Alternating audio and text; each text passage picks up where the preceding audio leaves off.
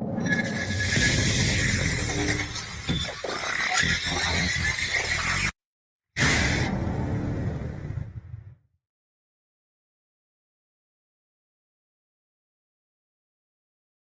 is up, everybody? You know, I always start this show off by showing love to those companies who help make this podcast possible. If I can get this thing in the middle, because it wants to be a pain. Anyway, you guys can see it. Let me make sure that this doesn't mess you guys up real fast. Oh, there we go. There we go. So, yeah, first and foremost, give my friends over at Yellow Jacket. Like I always tell all of you, I will never tell you where to spend your money. Never. All I will do is make recommendations. Whether you take them or not is completely up to you. I have been using Yellow Jacket products for 25 plus years now since I entered this trade with my father. Yellow Jacket was my first set of gauges, so it holds a near and dear place in my heart. But I also think that they make the best hoses no matter what manifold that you decide to buy. And I do think that some of their new stuff that is out is absolutely amazing and durable. One of the two things that I want to highlight tonight is going to be the new digital manifold, the Titan Max. Guys, this thing is sweet. I told you I was a beta tester for this. I was one of the first people to have it. I have seen the progression. I've seen where they started to where they've came from, where they've come to, I'm sorry. And it is absolutely amazing. This thing is durable. I promise you guys can beat the living hell out of that thing. And you're going to hit the power button the next morning and it's still going to work. It is ergonomical as far as the way you hold it. It connects to True Tech Tools. Not True Tech Tools. The Measure Quick app. So now you can use Yellow Jacket with the Measure Quick app. This is a big thing for some people, even though Yellow Jacket updated their app, the YJack app, which is absolutely amazing. But if you're already using Measure Quick and say you have a bunch of different brands and you buy this, you can still use those other tools in conjunction on the Measure Quick app. So you can mix and match with Yellow Jacket, Testo, Field Piece, whatever it is, so that you don't have to feel locked into a brand, kind of like the drill companies where once you get stuck in the batteries, you're kind of stuck because now the batteries all work together. They did not do that. And the fact that Yellow Jacket even said that at AHR says a lot about them because most companies would not even make that comment or even bring that up at all. So that manifold is absolutely amazing. I highly suggest if anybody is looking for a digital manifold going into this summer to check out the Titan Max from my friends over at Yellow Jacket. One of the other things that was just released is going to be the YJack Flow anemometer. I have this as well. I'm going to be giving this thing away whenever I can get to do these giveaways. Got to do the VETO first.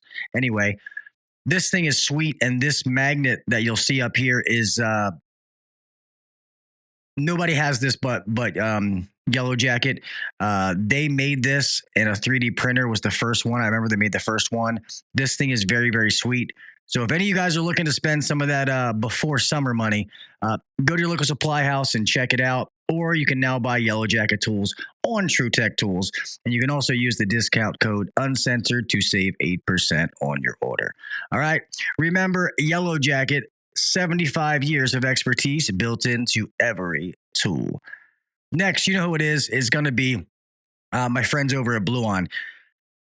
A lot of you don't know there are so many things that have been going on with Bluon, and it's been amazing. And to be honest, I was talking with them today. I had a meeting playing catch up, and one of the biggest things that I'm super excited for that has launched is going to be Bluon for Business. They say B for B, Bluon for Contractors, to where all of you technicians out there, you should go to your manager, your owner right now and say, hey, you should check out Bluon for Contractors. What this is going to work, it's going to give all of you the features, but it's going to be an investment for your owner to pay for, but it's going to be heavily discounted, but it's going to get all of you all of the features that you need to be able to do your job. It's going to give you 24 hours a day, 365 days a year, 7 days a week, tech support. You're never, ever going to be hung out to dry. You're going to get all the manual stuff, the buying power, and then your boss is going to be able to see whatever you guys do. He's going to be able to keep track and see how you use it and all that kind of stuff. They are really trying to make this. So Bluon tried to keep this free for techs for as long as possible. And a lot of the buying stuff, people weren't buying from the supply houses at mass quantity like they thought they were going to. And I know that it broke their heart when they had to start charging for some things. Sometimes you make a plan, the plan doesn't work. And that's what happened. So Bluon is unveiling some different things, but this Bluon for contractors is amazing. For me, as someone who runs a business, this is a no-brainer. Obviously, I'm not going to pay for it. You guys know that I'm not going to sit here and lie to you because they are my anchor sponsor. But if I had to, I would do it in a heartbeat. So all of you guys out there, if you are an owner or a manager, I am going to have a link here in the next, probably by the next show, I will have a link for you guys to be able to click, and you'll be able to try this out for 1 month for free. And if you're a one-man band, they have a special thing for that where it's like $99 a month and it's unlimited. You can get manuals, tech support, whatever you want. So they're trying to make all these different options for everybody out there. So go check out Bluon for Contractors. It is absolutely amazing. It's going to give you every single thing that you need to be able to have all the tech support, the manuals, order your parts, the truck stock, all of it wrapped into one. So I highly suggest that you guys go beat on your boss's desk tomorrow morning and tell him Gil from HVAC Uncensored sent you. All right. So remember, my friends over at Bluon are powering the HVAC industry. Next, last one. I'm going to do 3 tonight only because it's been goofy. Is my friends over at VETO. Guys, don't forget, we only have about 15 days left of VETO's 2-tier promotion. All right. You buy a bag and you're in tier 1. You can get the SBLD bag, sweet little bag that I have here. It's actually sitting behind me. Part of their tier 2 is going to be the DP3. You can go through and look at all the tiers. It's too much to explain in an audio read like this. But if you're looking to upgrade your tool bag or purchase a VETO before summer, now is the time to do it so you get a free bag. Sell it, give it to a friend, give it to your wife, whatever you decide to do. But why not get something free for the money that you were going to spend anyway? And whoever has enough VETO bags? I know I sure as hell don't, and I'm not even in the field anymore. So go check out my friends at VETO. I know I have a bunch of them to give away. Please bear with me. We're going to be giving them away. I finally found all of them, so I will be passing these things out here shortly. So remember, VETO is the Cadillac of tool bags. They're the best in the business. You get what you pay for, and these bags will last you a minimum of 5 years with that 5-year zero downtime warranty. They are the best. They last. They're convenient.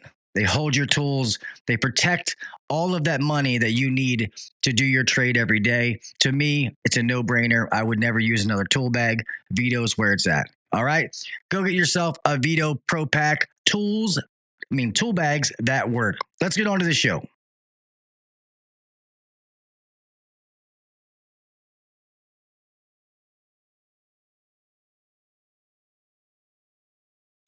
I pledge allegiance to the flag of the United States of America and to the republic for which it stands, one nation under God, indivisible, with liberty and justice for all.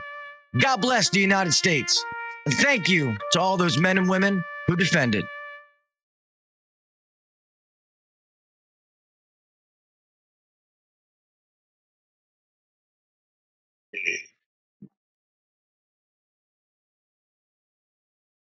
Welcome to the #1 rated HVAC podcast.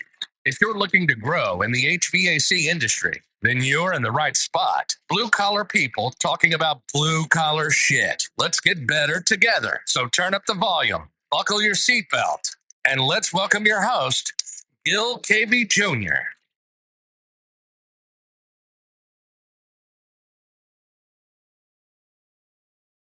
What is up, everybody? Welcome back to the HVAC Uncensored Podcast. I am your host, Gil KV Jr. Here we are, another Wednesday, another hump day, and another amazing show for you. I hope that everybody's had a great week so far. Let's just say hello to some people. Thank all of you for waiting in here. Mr. Freon Leon is the first person, as usual. My man was in here at 7 o'clock. Nobody was even close to him. Mr. HVAC Obsessed. Let's see who else we got in here. Mr. Jason Johnson, what is up, my brother? Try to get you all real fast so we can get this thing. Mr. Kraus, what is up, buddy? think I saw Reliable. Adrian was in here. What's up, my man? I think I'm seeing everybody. If I missed somebody, I apologize. But thank you guys for being here and waiting around. Mr. Sam Andrew, what's up, Sammy? How you doing, buddy?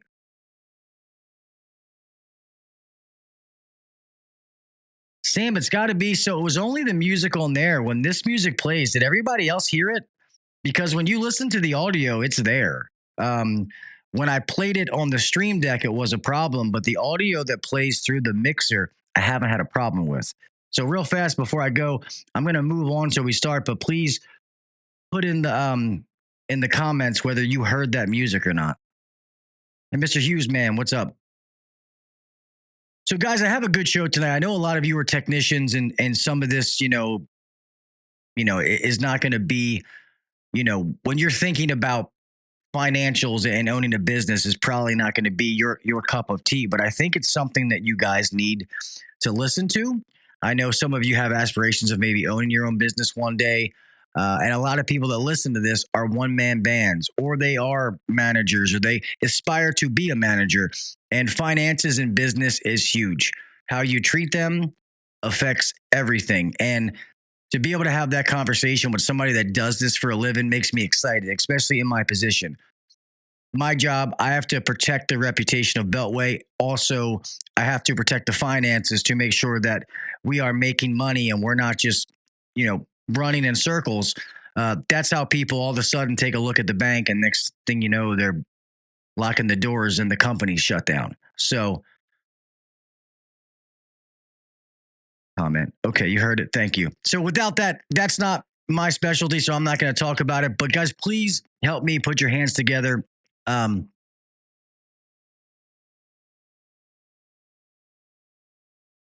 Yeah, sorry. I want to make sure I didn't say his company wrong again if you told me. But please put your hands together and help me welcome Mr. Paul Neal. He is the owner of Vantage Point. I'm going to say financial, even though he messed up. I'll let him say it's capital. Commercial capital is what it should be. Anyway, please help me put your hands together for Mr. Paul. I butchered that, Mr. Paul. I apologize.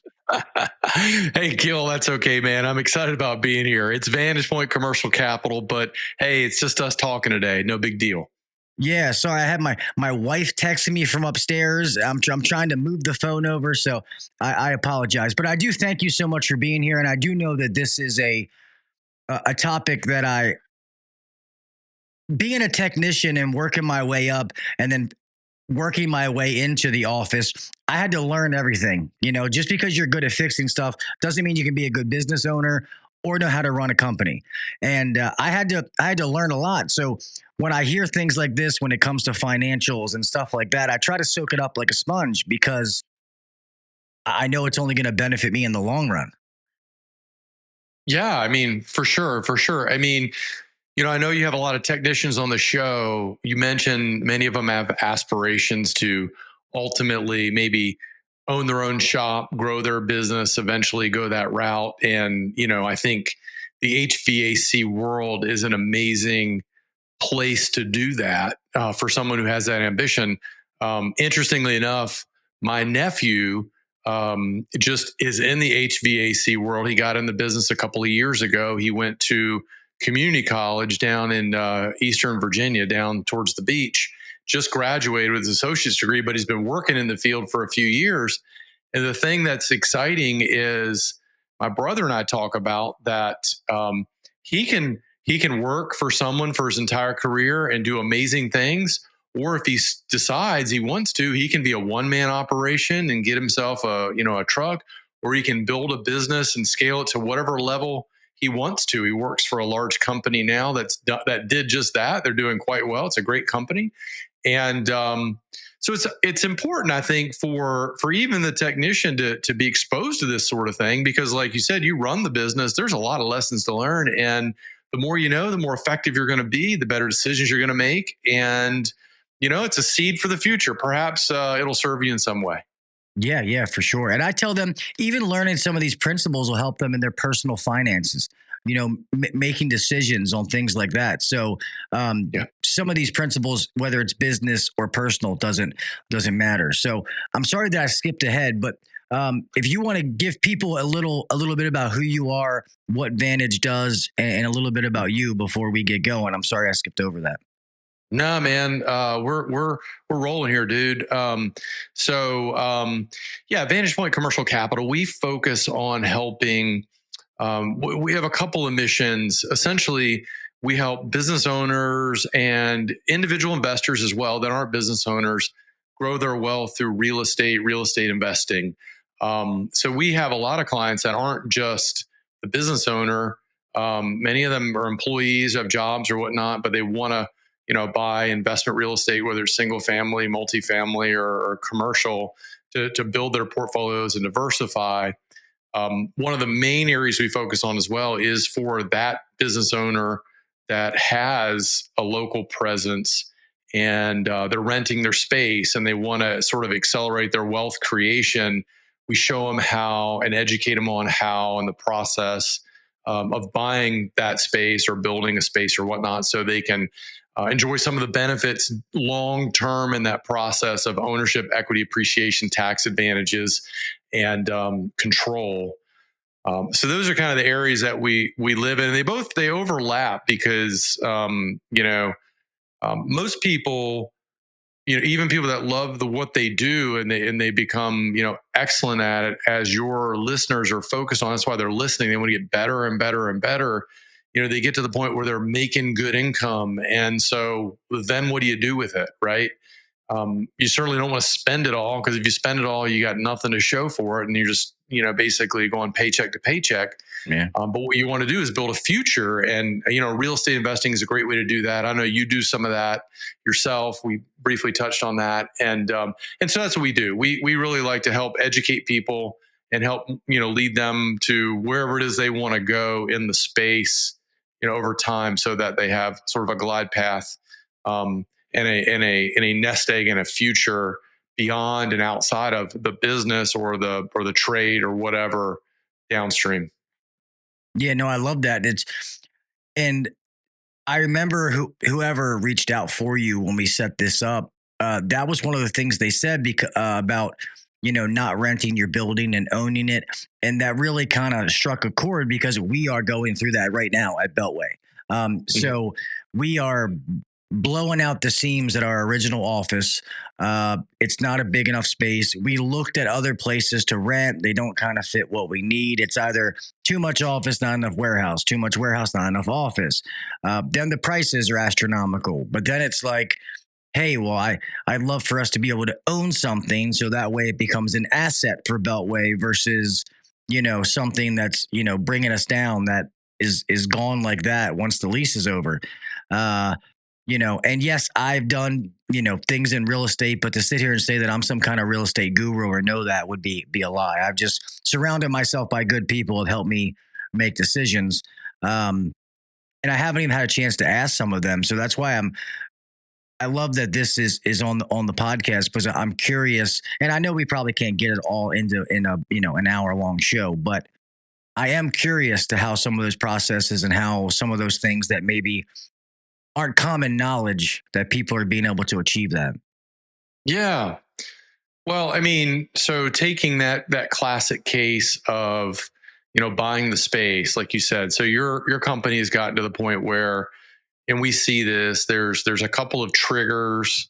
One, you outgrow your space as a trigger. You have a lease coming due, and gosh, I hate to sign a lease for another space that, as expensive as that stuff is, and that you're just burning, thousands of dollars a month. I mean, you get benefit for it, obviously, because you're getting a space and you need that, and that's important. And obviously building your business and cash flow is the most important thing. But there are huge opportunities that, think about it from this standpoint. Okay. So you're a homeowner.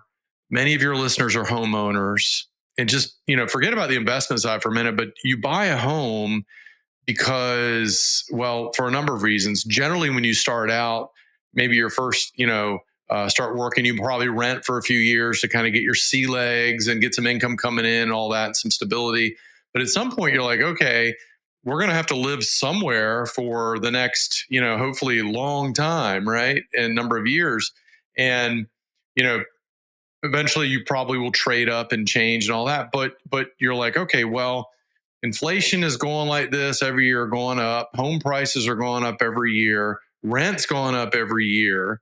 And you rent 2, 3, 4 years, and when you're done, you've got nothing to show for it, right? So you buy your house because now you can lock in a house at a certain price, and now basically you've got this fixed debt payment for as long as you want it, and maybe even refinance it later when rates get better. But you locked in the price. Yeah, right. You locked in the price.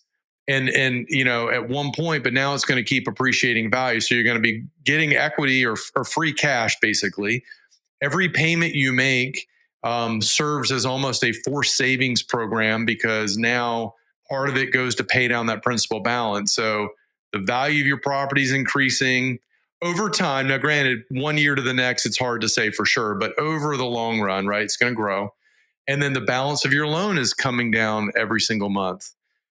You get tax advantages because now some of that interest on the mortgage is tax deductible, where rent is not tax deductible. You get control.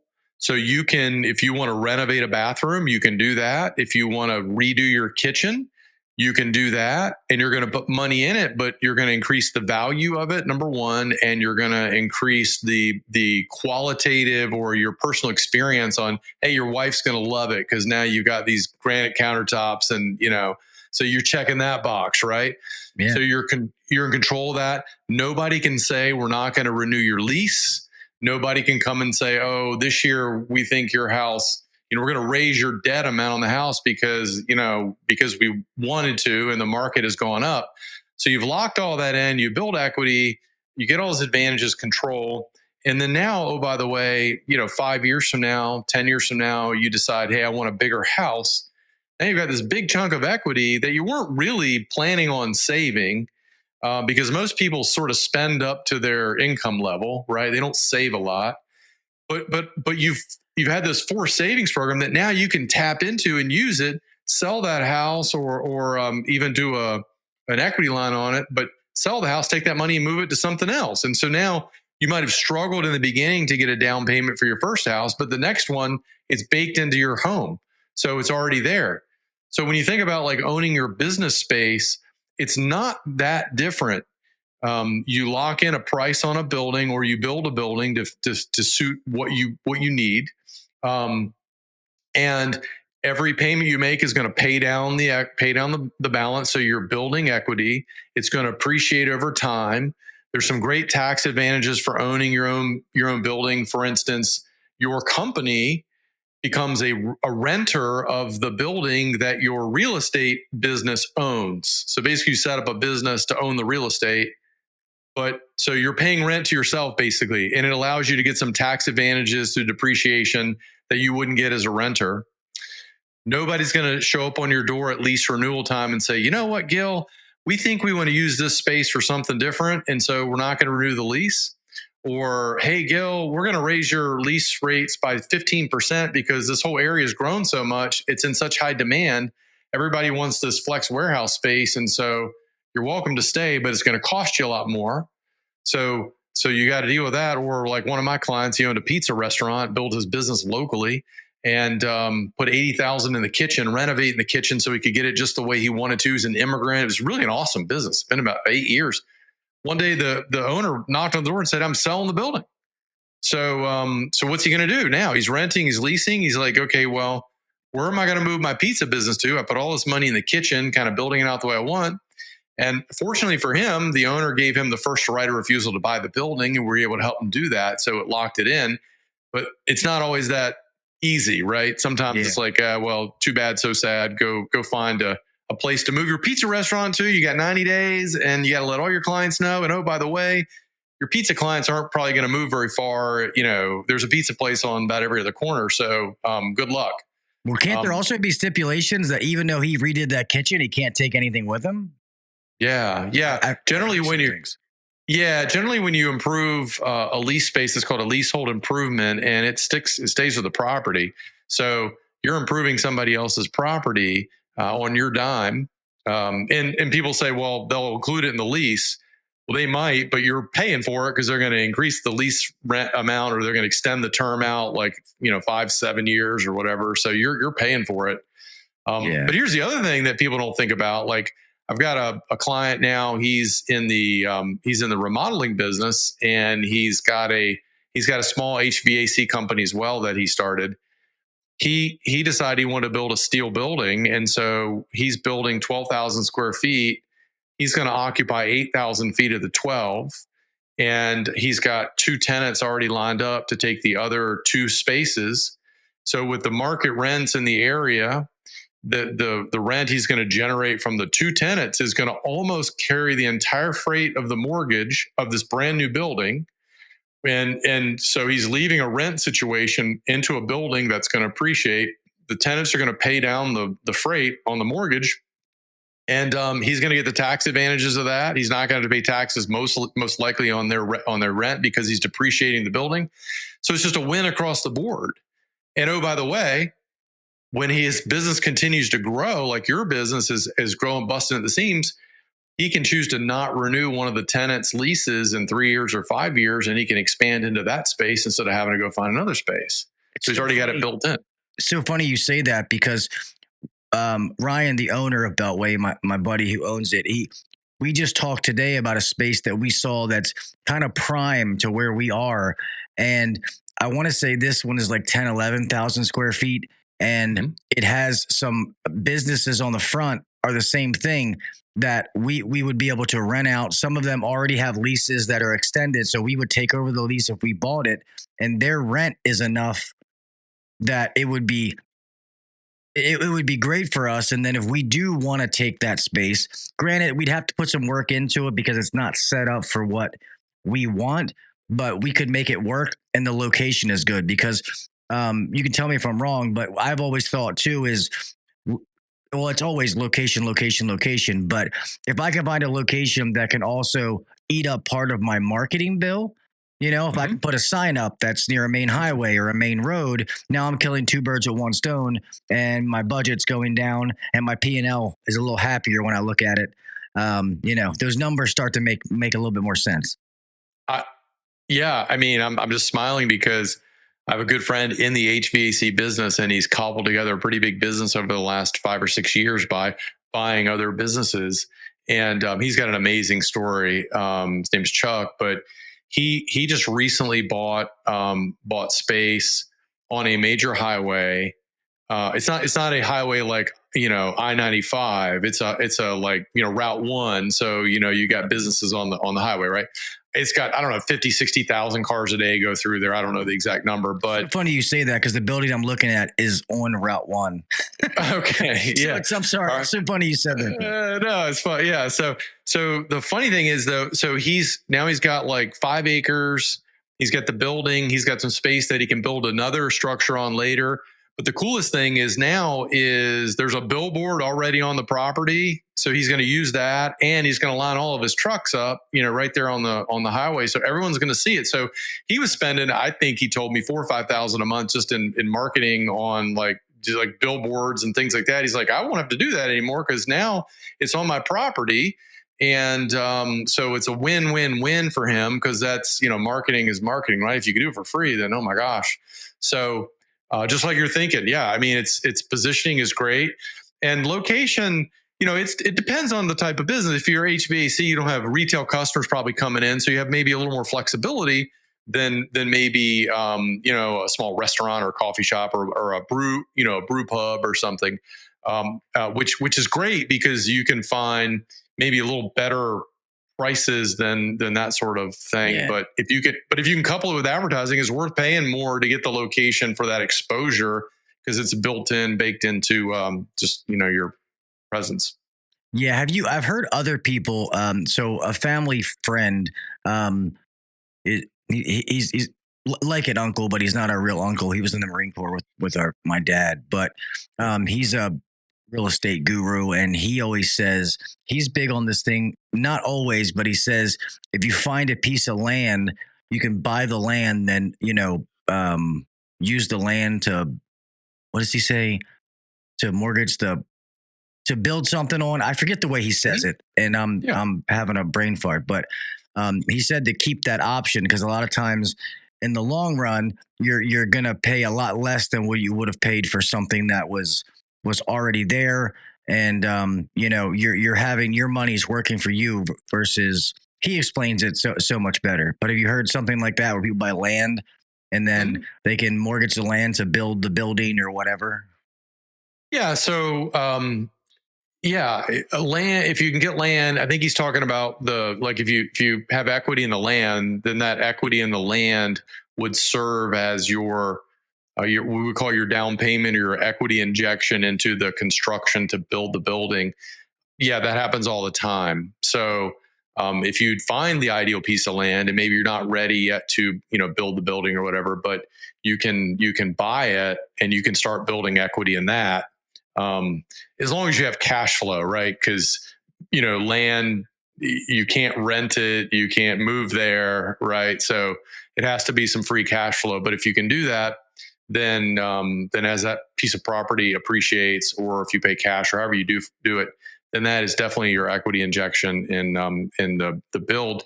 But the other thing too is with a profitable business, what a lot of people don't realize is that you go to your local bank and the local bank is going to want 20-25% down payment on the project, but you can get into an owner occupied or owner user commercial space for as little as 0% down.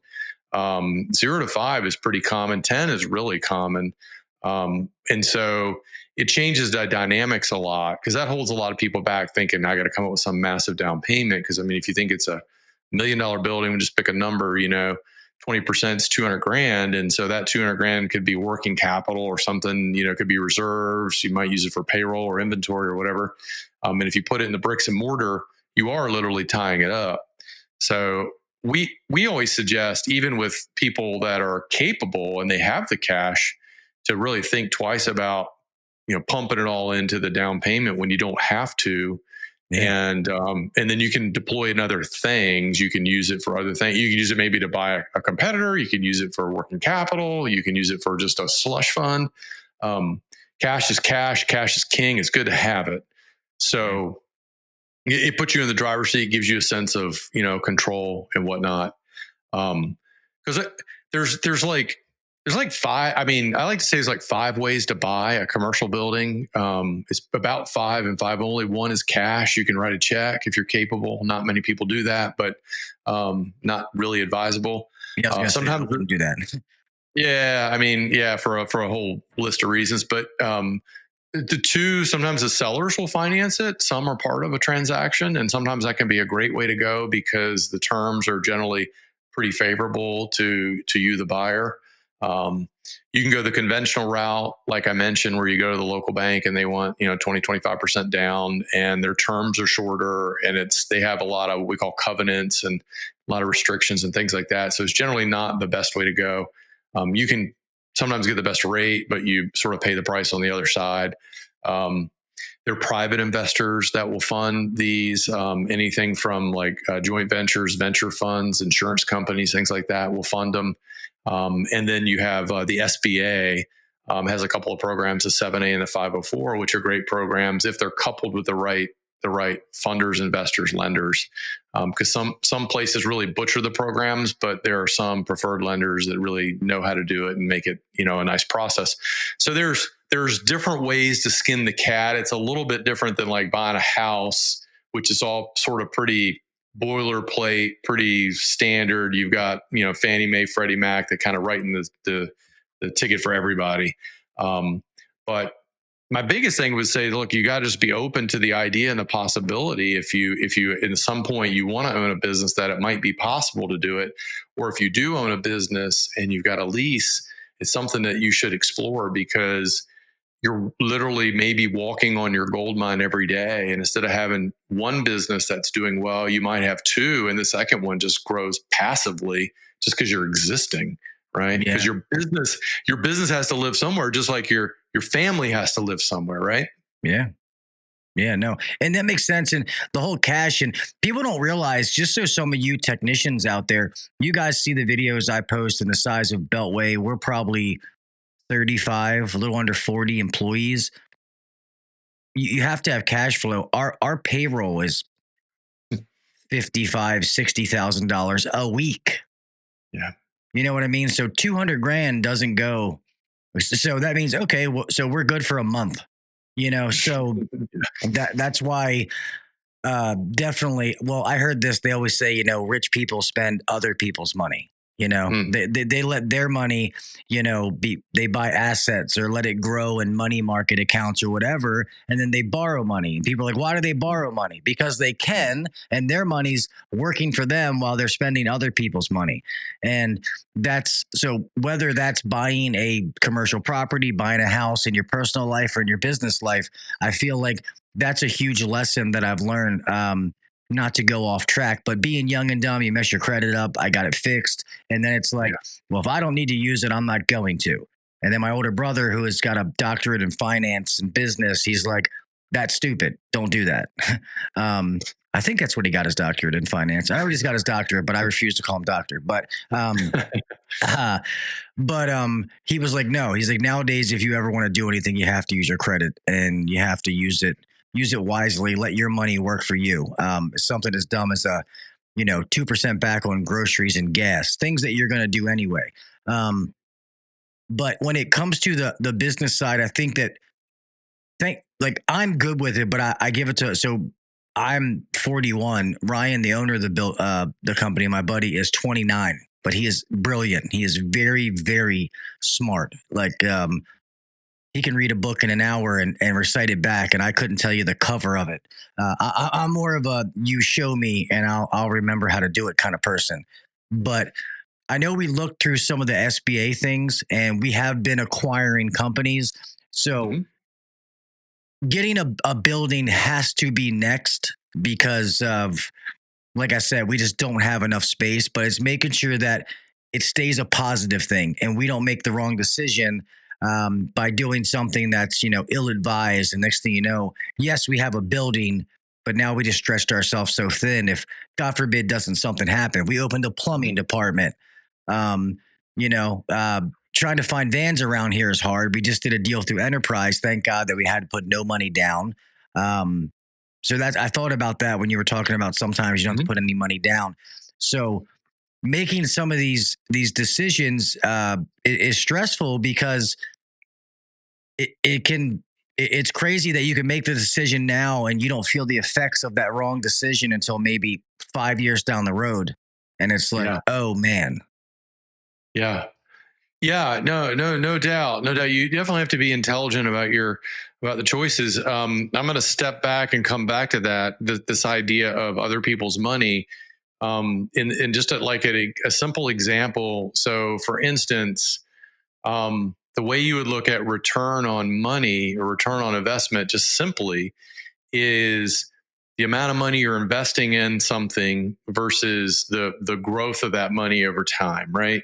So the more money you put in for something to get a return, generally the less return you're going to get. So when it comes to like down payment, if you put 5% down, let's just say, on $1 million building, you're putting $50,000 in, and that $1 million building appreciates at, well, just to make the math easy, it's probably not 5% a year, it's probably 3 or 4. But to make the math easy, if that building appreciates or grows in value by 5% the first year, now it's worth $50,000 more than you paid for it, right?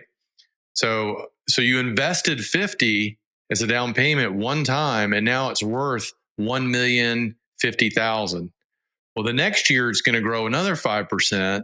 And again, to make the math easy, let's just say it's worth $1,100,000, right? And then the next year, $1,150,000. It's actually more because it compounds. But but you only invested 50. Now, if you had invested 20% down, you're investing $200,000 down to get the same equity appreciation. So the return is much lower. And on the other end of that, if you can invest 0% down, you basically got no money in it. You have an asset that's appreciating and you didn't put anything in it. And so that's, we're approaching an infinite return. So you always want to try to minimize your exposure or personal investment of your money into something to get the return. That also allows you to diversify your cash and other investments, so you're not putting all your eggs into one basket. So another reason why we don't generally suggest 20% down. Now, on to your comment about, having to make a good choice and being wise about it and running a business. And I completely concur. I've had 6 businesses in my life and cash flow. I've had large payrolls like that at times, and you have to be very mindful of it. So when you're buying a building or considering that, then I was telling my daughter this the other day, because there was I forget what it was, but we were talking about this idea of margin, right? And what I mean by margin, I mean, like a safety valve on everything you do. Like if you have to be across town in 20 minutes for an appointment, you don't leave with 20 minutes to go. Because you got no room for error, right? You can't like, there can't be like a bridge up or something. You got no margin. So you build in an extra 10 minutes. You're like, okay, I'm going to leave 30 minutes in advance for this appointment, 20 minutes. And the same thing, like, she's in college. I'm like, you can't wait till the last minute to study for all your tests, because you might get sick that day and you might not feel like, you might not retain anything, even though you might be a good crammer. You got no margin. There's no room for error. Yeah. Everything has to go perfectly, right? And so the same thing applies, Gil, like when buying a building. And again, that's why what we do is we do a complete financial analysis, and we want to understand where you are. We got a 53 question questionnaire that digs deep into the business, where it is, how it's broken down, where's the revenue coming from, where do you want to go, try to identify potential challenges. Then we look at the cash flow, the historical cash flow, and then we use some ratios and numbers to try to determine, okay, is there enough margin here? And it's not just, hey, I want to buy a building or build a building at this price or whatever.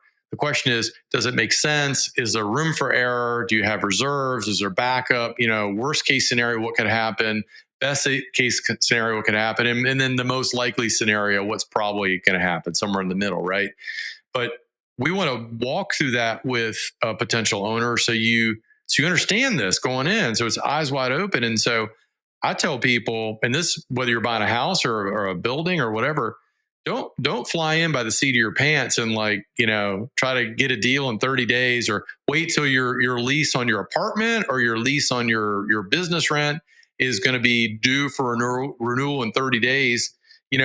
Start thinking about this 6 months out or 12 months out. And that way you can do some due diligence and, align yourself with some people that can help educate you, so what's available, what you can afford and all that before you dive right in.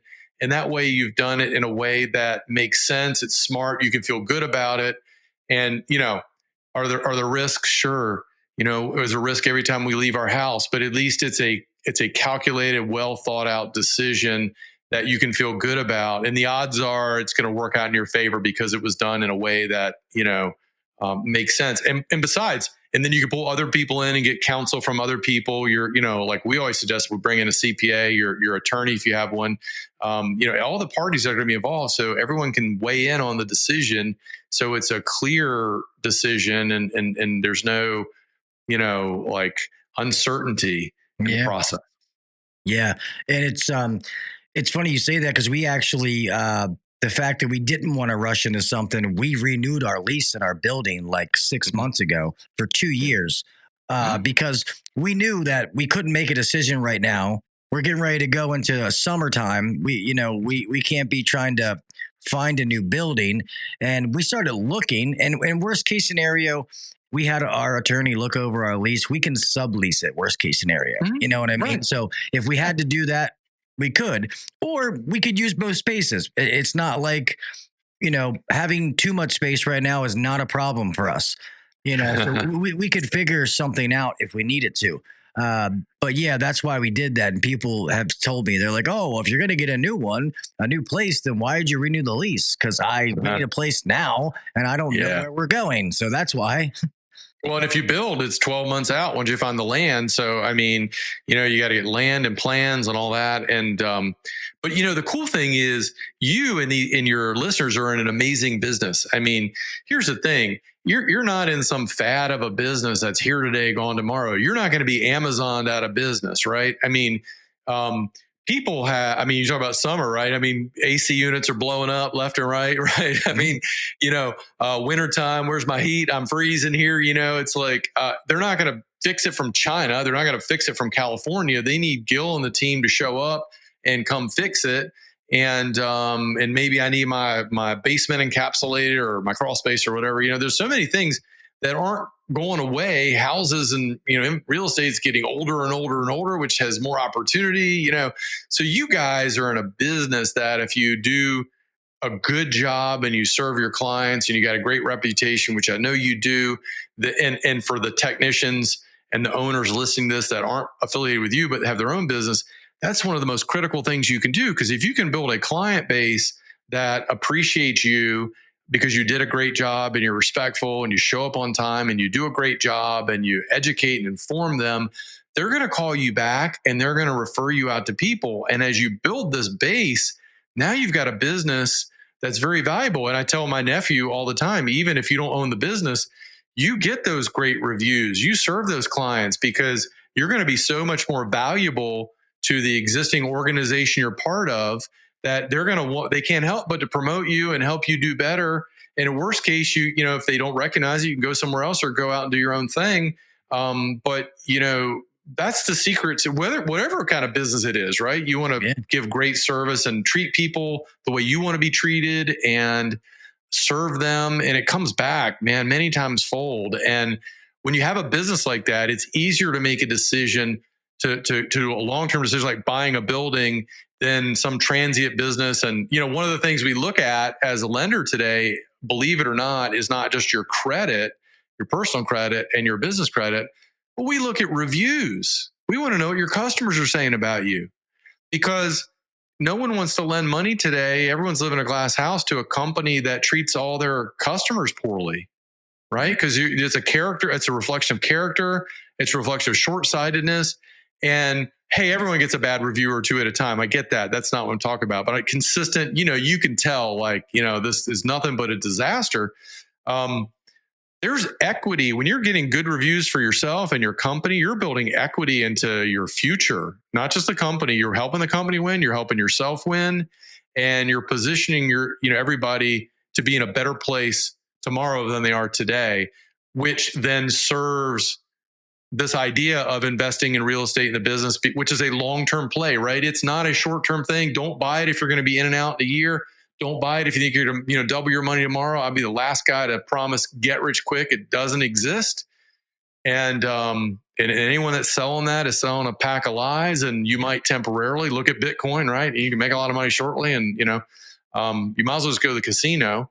But if you're doing the business things right and you're becoming a master at your trade and then a master at running your business, if you scale to that level, like you've moved Gil into running the business, that's a whole nother level. It's a whole nother level of education and training and experience. And then the next logical step is you've got excellence, you've got permanence. Let's stake a flag in the ground and say, okay, now we own this thing. This is our little piece of the rock, right? And we're serving our community, our families, our employees, our team, and we're here to stay. Yeah, and the money and the positive things I think about it. So before I go into that is, and now not saying that I don't make decisions and I don't trust my gut, but I have came to where I base my decisions off of facts, not feeling. I gotta have, if I have a bad feeling, then I'm gonna look into it. But I always say people lie, numbers don't, so that when you look at them and they're a certain thing, and if the numbers don't work, then okay, well, maybe this is not the right deal. I may love this space. It may be a dream space, but the numbers don't work. It's not good for us. Just like this customer has it's an install that is $20,000, but they want it for 20, but I sell for 30. Okay, well maybe that's not my customer then. It's okay. And you have to think about things that way. And I forgot where I was going with that, but about making those decisions. And I feel like some people, one thing that I never wanted to happen in business, and we could be bigger than we are right now, but it was my idea like 2 years ago to pump the brakes. And I was like, hey, we're growing too fast. I don't want this house to topple over on itself. Let's reassure this foundation so that we know when this thing starts to grow that it can handle it. And I feel like a lot of people get caught up in the moment and they rush into those things because they have horrible guidance, or they see the fake Facebook people that, I have a $40 million company. And then when you get somebody to show their books, they're a $10 million company. And it's like, hey, just be happy to be a $10 million company. Why do you have to lie? And people take horrible advice and then make decisions and end up losing everything. I hear those stories too much, and I won't let that happen here. I refuse to let that happen, So no, that's wisdom too. I call it insta sham. Yeah. Everyone's putting on their best face and, double, triple. You grow a business so fast, you have to take time to consolidate, get your systems in place and get your leadership in place. And as you grow fast, this, you've experienced it, the systems break and you have to re-engineer the systems because now you're a larger company, you're doing different things, and it's a continual process. And you can certainly outrun your headlights for sure in business. And, greed takes a lot of business owners down. They think that they can shoot for the moon. And again, it's people way overestimate what they can do in 1 year, but they way underestimate what they can do in 5.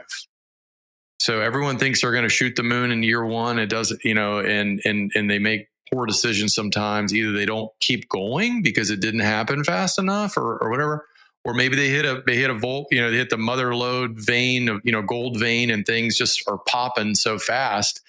It could be they're in the right place at the right time with something happening in the economy. And we saw that in real estate, and when COVID and, the Fed artificially, baked the rates down to 2% and 3%.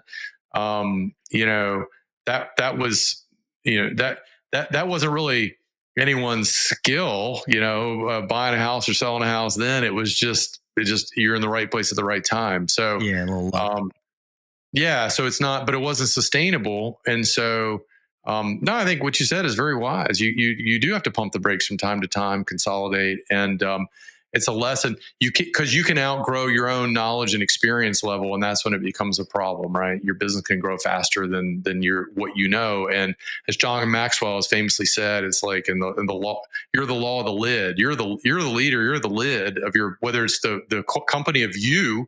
If it's Fred out in the field there, or was it Freon Leon? Was that his name? Yeah. He's still listening. I love that name. That's awesome. He might be an employee, but he's still a business of one because he's independent. I mean, it's his thing, whether, again, he works for somebody or grows a business with 100 employees. He's going to be the limit to that. And very wise, man. John, thank you. John Maxwell seminar was very expensive, but one of the best things that I've ever done in my life. He's amazing.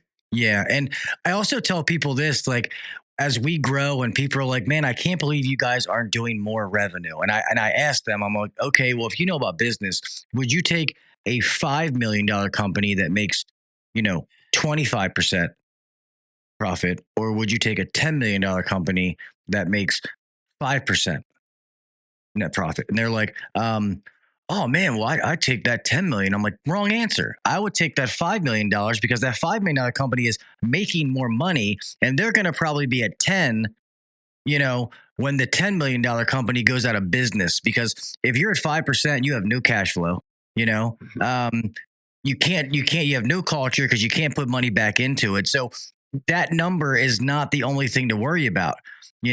That's what happens when a lot of people start out is they're running in circles. They don't charge enough money. Next thing you know, they look in the bank and they're like, oh shit, I haven't made anything. So It's all those things come into play. And I know I took us off on a rabbit hole in a totally different direction. I apologize, but no, pricing's critical. I mean, at the end of the day, you're in business to make money. So then you can do good things with the money. If you have thin margins like that, everyone, you can't really compete in the world anymore on lowest price. I mean, you got Walmart and you got Amazon, right? And if you try to race down to the bottom, and be the cheapest provider, somebody will always come in lower than you. And the big guys like that can afford to take a hit for a while and run you out of business. But to your point, you can't invest. You said something really awesome there. You can't invest in culture, and culture is really what builds a business. It's the way we do things. It's the culture, and you have to invest in yourself. You have to invest in your team. Talk about the John Maxwell seminar. Man, if you're a technician listening to this, you need to do whatever you can do to raise that level of education. And if you're an owner, work on that culture, invest in it, invest in your team, because you're going to attract the people to your organization that fit into that culture. So if you have this culture of, we're value add, we're serving as many people as we can, doing the best we can, and everyone's working for that mission, you've got your mission defined, then you're going to have an amazing culture. If it's like, cheat, steal, and move for Africa, what they said, just wham, bam, thank you, man, we're moving on, next deal, then you're going to have that culture as well within your own organization, and it will bite you at some point. But that stuff takes money. You're right. You can't get the best employees and the best systems and technology if you're on razor thin margins. Who cares what the top line number is? That's irrelevant. You can't spend it. I mean, it's like turning. I make $1 on every deal. I got to do a lot of deals to make money, a livable wage, where if I can make $10 or $100 or $1,000 on every deal, I can work so much less and give better service to my customers and my team, because now I'm making money. So profit is good and profit is necessary. Yeah, that's why we do the whole, quality over quantity when it comes to calls. And we set all of our techs, I give them a revenue goal. I need that truck to make X a week, break it down per day. And I say, hey, if you can do that in 2 calls a day, then you only have to run 2 calls a day. But if it takes you 5, then you have to run 5. So you dictate how many hours you work, what time you get off. So that way they know that they have a dog in this fight, and that it's not just, me just cracking the whip, but you're going to keep running calls until I say you don't have to. And, it makes a huge difference. And one thing that went the world, and I keep going off topic. I'm horrible tonight, but we have one thing about the Baltimore, Washington metro area is there's a lot of big boys here. There's a lot of big players that eat up. Normally they have to fill up, and then it trickles down to everybody else. And then we also have BG&E, which they, it's kind of hard to compete with them because they have every customer's information because right. you buy your gas and electric from them. But there was a guy in this area who it's almost, it would be like your favorite sports team signing one of the top free agents. And one of the big guy, he left, and he ended up coming to us, and we asked him, like, hey man, like, what made you come to us and not go to one of the other big guys? And he was like, because I didn't think companies did stuff the way you do things. He's like, I know that I probably could have got more dollar per hour somewhere else. He's like, but I want to be able to go and see my kids and be able to enjoy that time. And the way that you guys do things here, I can make less money now, and I'd rather grow with this place. And that was just reassuring that when you question what you're doing, sometimes that's just the icing on the cake. Like, I know we're doing the right thing. What we're doing is working. We don't need to make any adjustments. As far as culture wise, it's just pedal to the metal when you hear things like that. So it's awesome trying to, these big guys, when they're just numbers. And I would never, ever let that happen. And I feel like, Go ahead. I was going to say that 35 minutes. We didn't even talk about any of your specialties. It's been me taking us off these different in the woods. No, that's all. I mean, I could talk business owners and just the culture all day long. I mean, that's one of the distinct advantages that a small business has and can capitalize on versus a big business. I mean, you basically outlined it right there with your example. Why would someone come to work for a small business versus a big business that might dangle a few more bucks in front of them? Is because of the culture, the team, the organization, the philosophy, treating people well and not just a number. This stuff is valuable. People, I think today, Gil, more than ever in this world of like the internet and, again, Instasham and social media and all that, anti-social media, that they're more disconnected than ever. People are looking for connection and authenticity and other people that they can look in the eye and hey, we make an agreement. We're simpatico here, right? Versus all this fake crap in the world that's just accelerated and nothing's real. Now we got AI and nothing's real now. So that culture is uber valuable for you and for anyone listening that wants to grow a business. And it does exist. And if you can't find it, then maybe you ought to create it, yourself, quite honestly. Which is how we came about. That's how Beltway came about, is that very reason, is me meeting with Ryan, say, we want to create a place. And he already started it, but we want to create a place that if we were technicians, we would want to work there. And I didn't know it could happen, but so far so good, and we're going in the right direction. So yeah, it's been awesome. I just forgot what I was just getting ready to.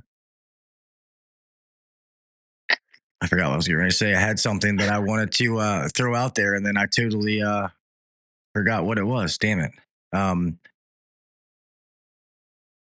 won't remember. But real fast, because I know we're almost at an hour. So I guess go over what you guys offer again. So anybody out there listening that, would need your services, for one, how can they get in touch with you? We'll do that at the end. But, what exactly, some like details as far as, obviously we know about buying, a building and you helping them, guide them. And to do that, what are some of the other things that somebody could utilize your services for? Yeah, that's what we do a whole lot of. The other thing we do is, like I said, we do investment property financing. So if someone wants to buy single family homes as investments, or maybe they want to renovate them and there's a lot of flipping out there, we finance a lot of that. Also, we do a lot of multifamily, 5+ units, for investors that want to grow their portfolio and diversify. So pretty much anything real estate finance related, we do. And I think I did my first real estate finance transaction in 1998. So we've been around the block. We've seen a few things. And, whether it's owner occupied, owner user, or investment property, we follow pretty much the same 5-step process with everybody. And that is investigate, underwrite, evaluate, educate and consult, and then facilitate. And basically what that means is, hey, investigate. We're going to ask a lot of questions to understand your situation. What are you trying to do? Where are you now? Where are you trying to go? What are your financials? What are your credit and all that? So we can understand. And from there, we can sort of underwrite, okay, what options are available to you? We don't believe in sort of the one tool in the toolbox that's got to fix every problem, right? You carry the bags that you're selling and the special you're giving away carries a lot of different tools because there's a lot of different situations, right? Well, that's the way we approach it. So by underwriting and understanding, then we can evaluate and come back and say, all right, now, Gil, based on all that, we're going to educate you on the options that are available in the market, which, oh, by the way, is a very fluid market, because in case you haven't noticed, real estate properties go up, interest rates go up and down. The banks do different. It's every day it's something new in the financial markets, which is interesting, keeps us busy and it keeps me engaged. But what we may have suggested 6 weeks ago might be different today. And so We educate so you understand the pros and cons of all the options, and then we facilitate and represent. So we can fund a lot of the loans ourselves. A lot of times we work as a facilitator. We work with other funders nationally, whether it's community banks or private money or private equity or whatever, just whatever makes sense for your situation to help you achieve that end goal that you said you wanted to achieve. And again, we discuss it to make sure it really is what you want to achieve. And so we're really about education and understanding, and it's a client relationship. And most of the time, we only get paid if we fund a deal. And so a lot of times our investors pay us directly. So the clients don't even have to pay us in many cases. It just depends on the deal and the opportunity. But yeah, so it's really about adding value, education, and helping them expand. Because my favorite thing is to take someone who is in that space or getting in that space and help them over a period of time, watch their portfolio grow, watch their equity grow, watch their experience grow. And it just opens up, so many opportunities. I got addicted to it.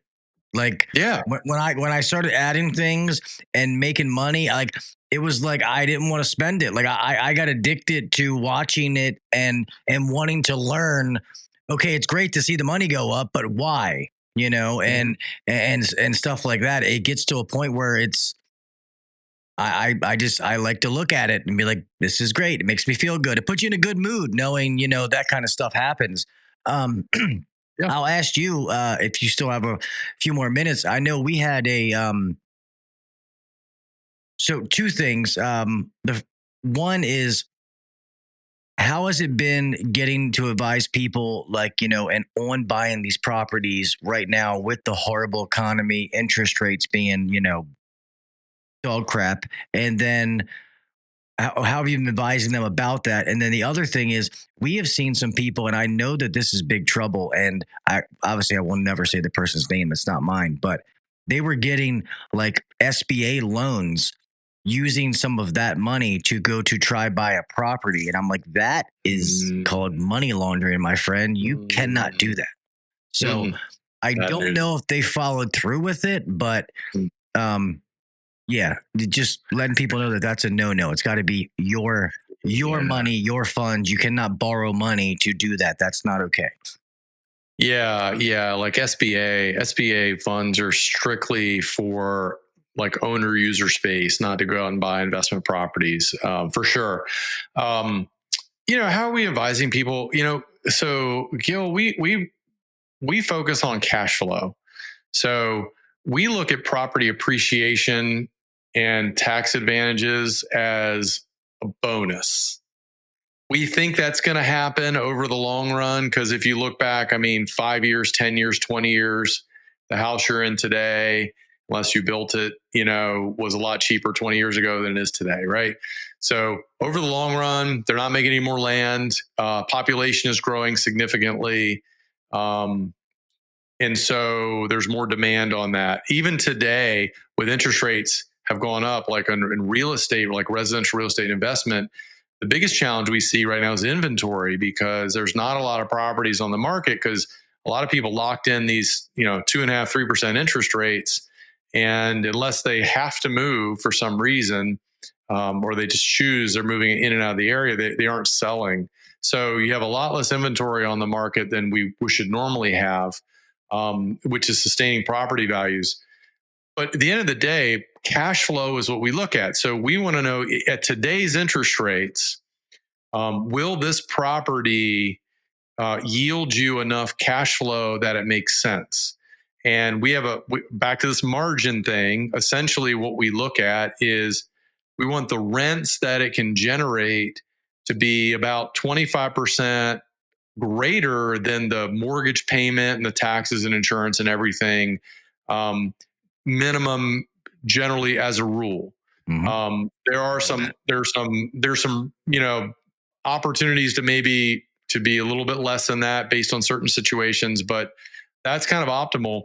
We all sort of know that interest rates have peaked. They're coming down based on the state of the economy, inflation. And the other thing, without getting too technical, what the Fed did in COVID was they bought a lot, billions of dollars, $4 billion or $1 trillion actually of Treasury notes and mortgage-backed securities, which is where the interest rates are derived. By doing that, they were able to drive the interest rates down and keep them down. Okay. So again, without getting too technical, well, they bought these and they held them on the Fed's, what they call balance sheet, right? So just kind of moved it all out of the market. Well, since late 2021, early 22, they started dumping these treasuries and mortgage-backed securities back into the bond market. That, coupled with higher inflation numbers, caused interest rates to go where they are now, or where they went. They peaked about 6-7 months ago, maybe 8 months ago, and they've started gently coming down. And the Fed just announced last week that as of June, they're going to stop dumping all these bonds, because they've almost dumped as much as they bought back into the market. So they're almost back to sort of net zero on their balance sheet. They still have some, but as a percentage of the GDP, they're getting pretty comfortable with that. So that in and of itself will improve interest rates, and the fact that the inflation numbers in a lot of areas are starting to come down. So long story short, so we hit this peak in rates, and they are coming down. So if the property cash flows today in today's numbers, then in 12, 24, 36 months, when rates are better and you can refinance it, it'll cash flow even more. So regardless of what appreciation does, we don't care in the short run. If you're buying a property to go in your investment portfolio, the tenants are going to pay the mortgage for you. They're going to pay the taxes and insurance for you, and you're going to have a margin left over as free cash flow that you can, put in the bank or use to invest or something else.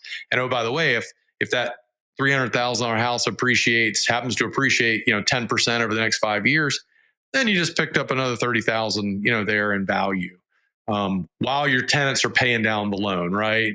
And so that's how we evaluate it. That's how we advise. Does it cash flow? Does it make sense? And if not, you might want to, back to your point, it's not emotion, it's numbers.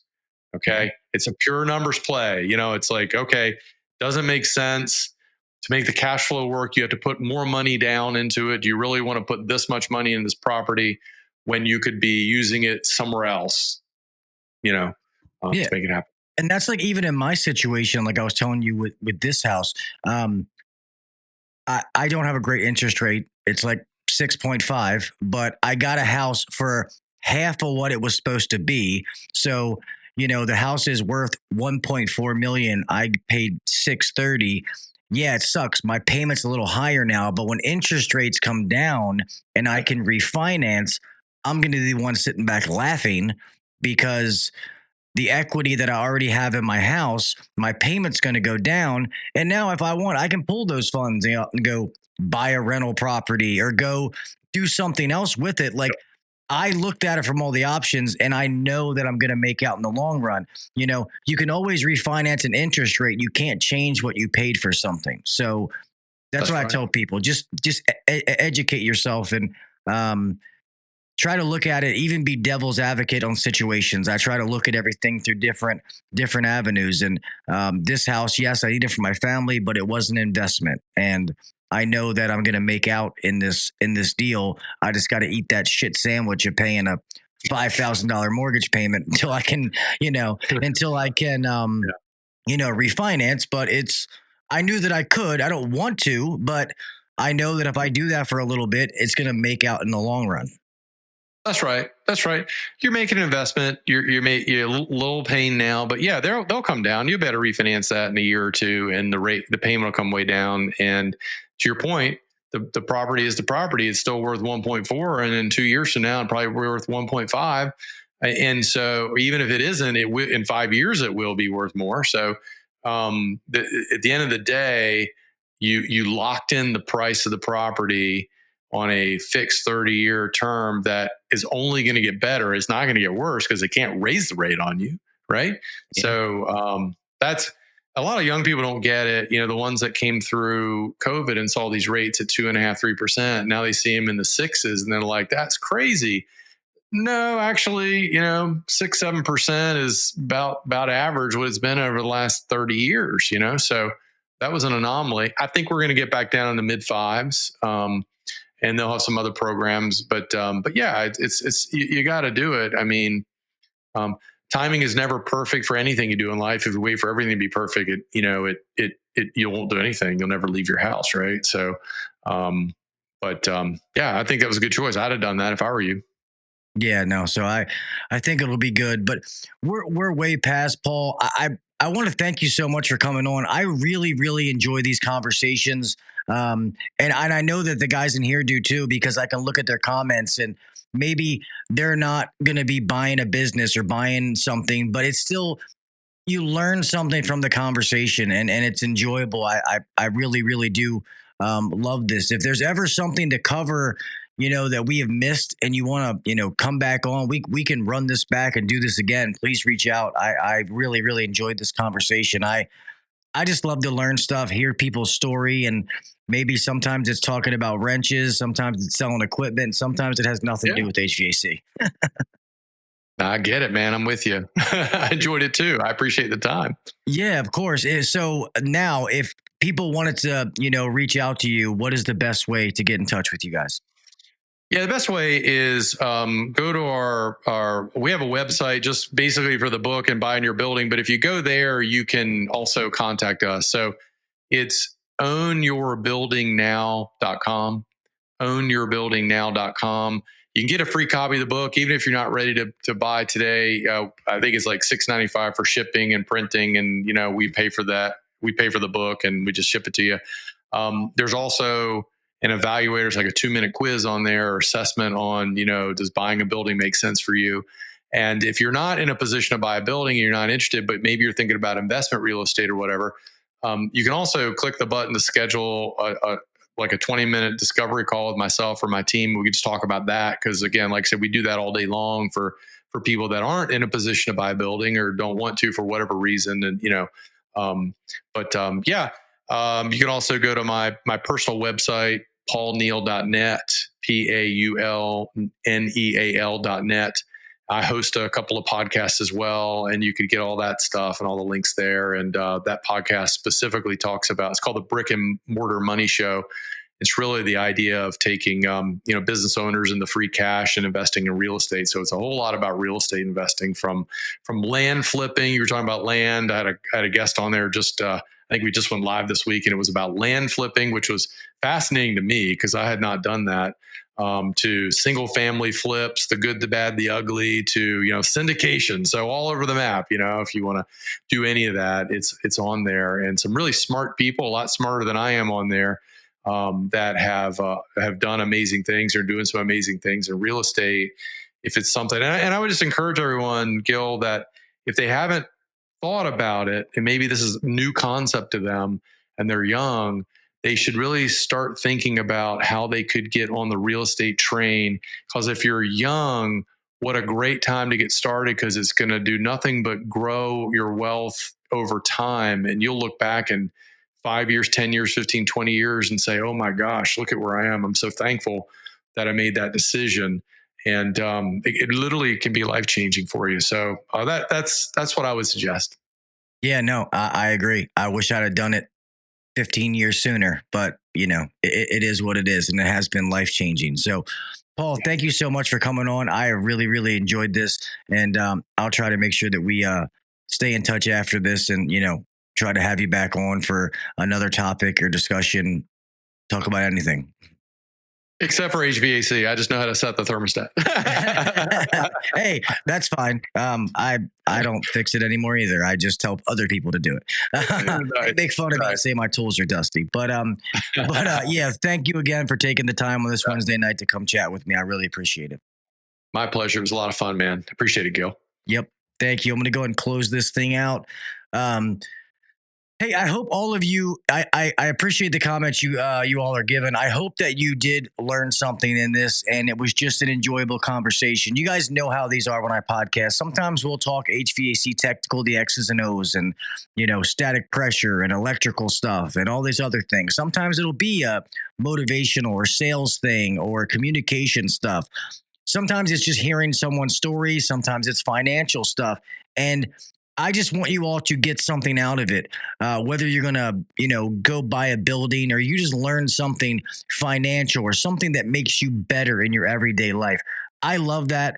That's why I like watching something that learns me that teaches me something, learns me something. And I hope you enjoyed it. I really had a blast. I love these conversations. I really, really do. Now I'm probably going to want to get Paul's book because I'm going to want to read that. Just because I've been forcing myself to read to make myself better. That's why at the end of every show, I say, always try to be the best version of yourself, whether that is reading a book, a podcast, etc. But with that being said, thank you guys for hanging. With that being said, shut up, rookie. But with that being said, man, I don't want to keep you. I thank all of you for hanging out a little bit, waiting for us to get going and, for staying a little bit longer, especially I know my buddy Pat had a podcast tonight, but tell Pat, what's he doing? Podcasting the same night as me. I'm going to have to text Pat, but, yeah, no, I don't got one of those. It's in a box out there. Just kidding. But anyway, guys, make sure you follow the podcast on all of the social media sites to stay up to date with everything that's going on. I'm slowly pushing this thing forward now that I'm done with the old house and it's gone, that I can focus on here, the podcast and all that kind of stuff. I think that's it. I'll leave that alone. I think I'm going to do a live stream, just a hangout this weekend, but I'm not sure whether I want to do it before, the misfitch of HVAC or if I want to do it after. So if you guys have any, suggestions, go ahead and put in the chat. Be more than happy to look at it. Or I will set something out so that you guys know when I'm going to do it. But I definitely want to start doing those. So not about recording the audio. It's just about having fun, BSing and bullshit with you guys, having fun. And I know sometimes when I have to do this podcast and have a guest, I have to concentrate on them. So I don't get to talk to you guys as much. All right. With that being said, stay safe out there. Keep your head on a swivel. We all have somebody to make it home to. And I want you to make it home the same way that you left. Make sure the breaker's off.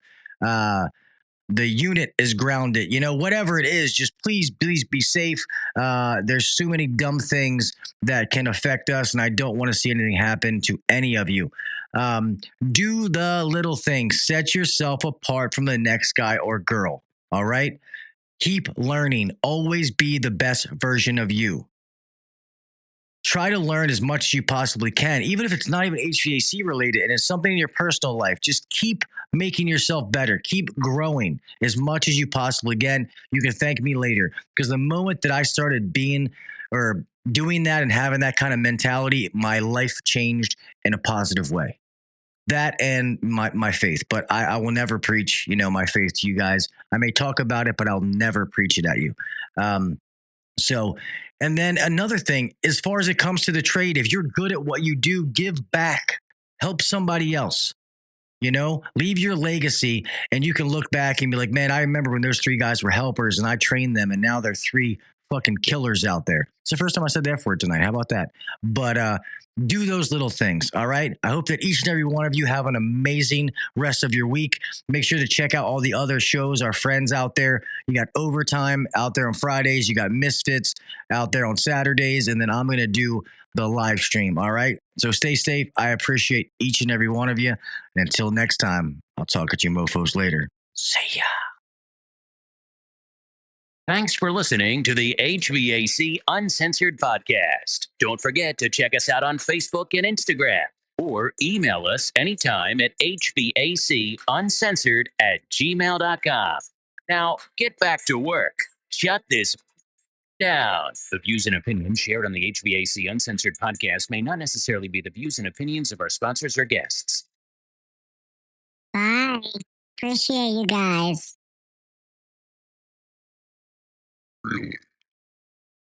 See you, everybody. Have a good night.